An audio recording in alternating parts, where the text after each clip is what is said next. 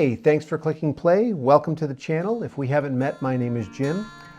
This video is just a quick kind of walkthrough of the Martin booth at the 2025 NAMM Show in Anaheim that I just attended.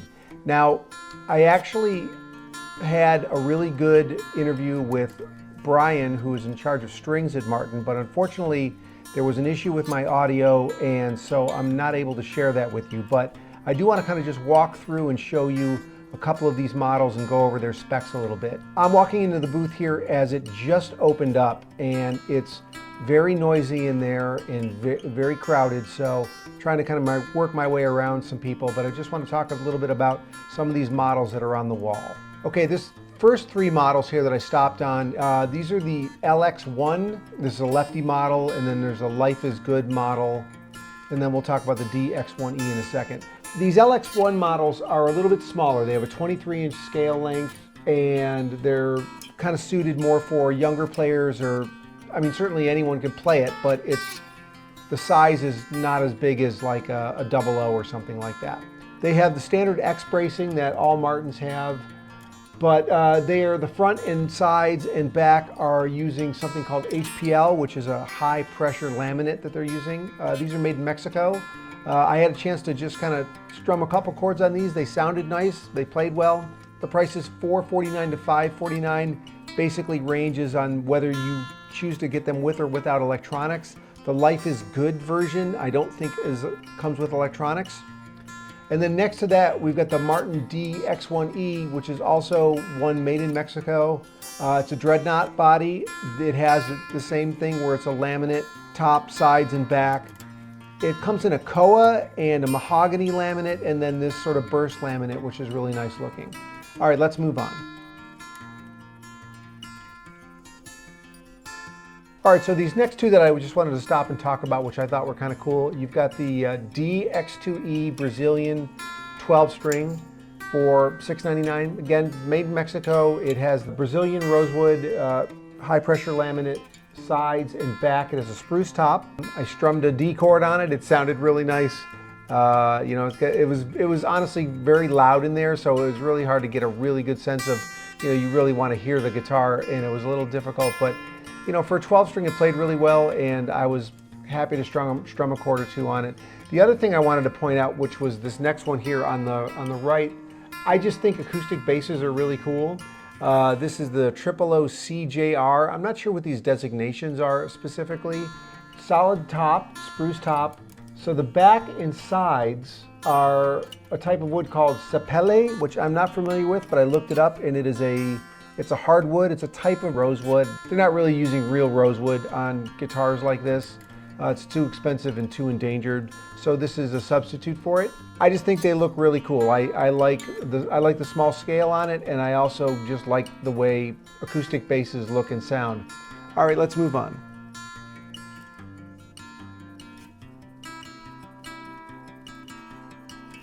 Okay, this next bass on the left here is sort of the companion model, I guess, to the OOO CJR. This is the dreadnought version, DCJR10E.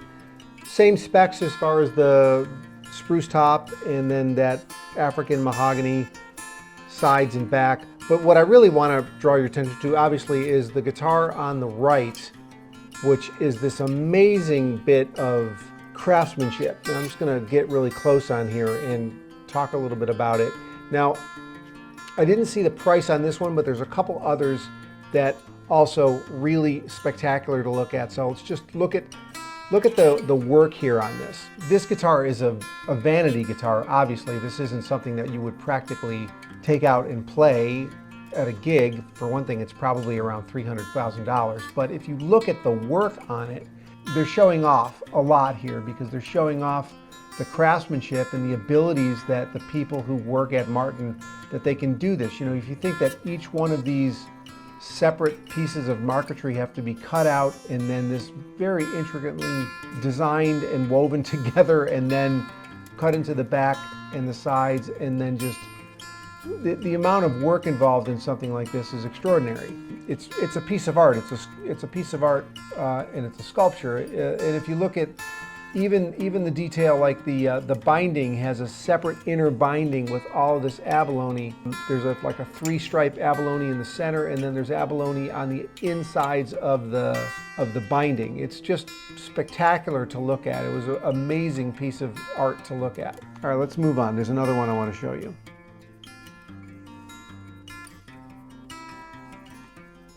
Since we're talking about the craftsmanship of Martin guitars, you know, obviously sometimes they do projects that are really just sort of vanity projects. It's, you know, a way to prove that they can make something incredibly intricate and beautiful.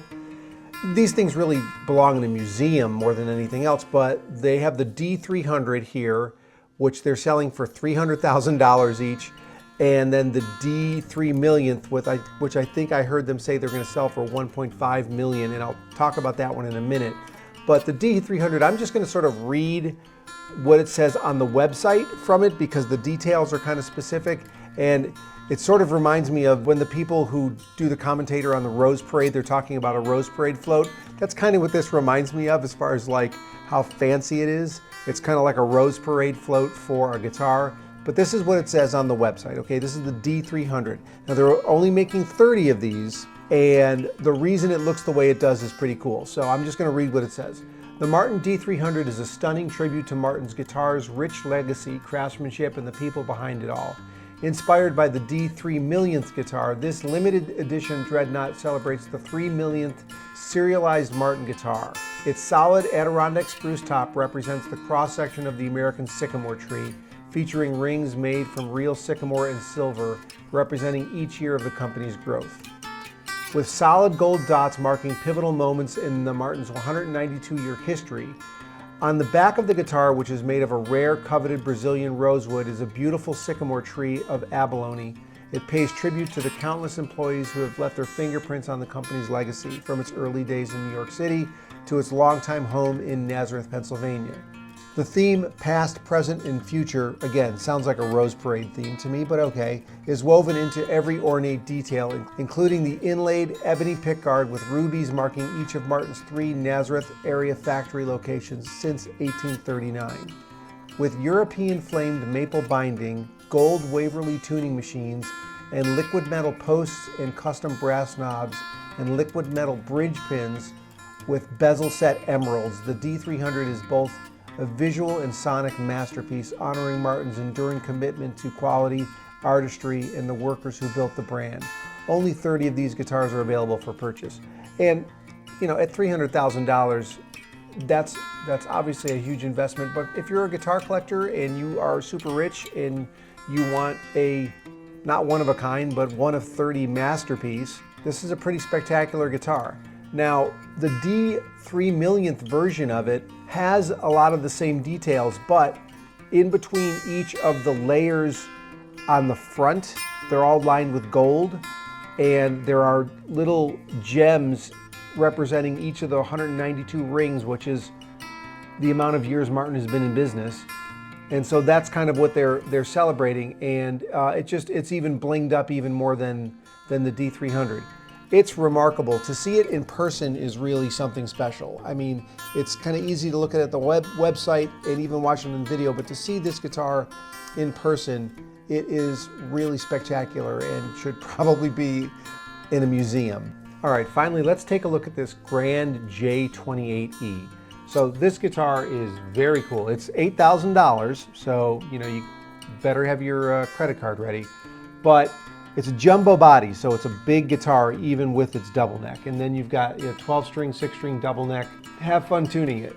I'm sure it'll stay in great tune because it's a Martin, but tuning 18 strings isn't fun. It's got a spruce top. It's Indian rosewood top and back and sides. It's got Fishman double neck pickups. It's a 25.4 scale length, so it's kind of their standard like M length scale length. I didn't pick it up and play it because there was a line of people waiting to play this guitar.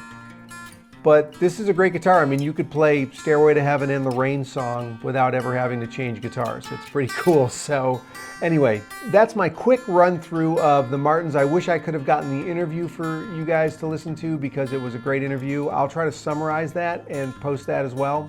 Thanks very much for watching. I really appreciate it. I hope you'll consider subscribing to the channel, clicking the like button and the notification bell so that you'll see the next time I post a new video. I really appreciate your time. Thank you so much for watching, and I hope you have a great day. Thanks.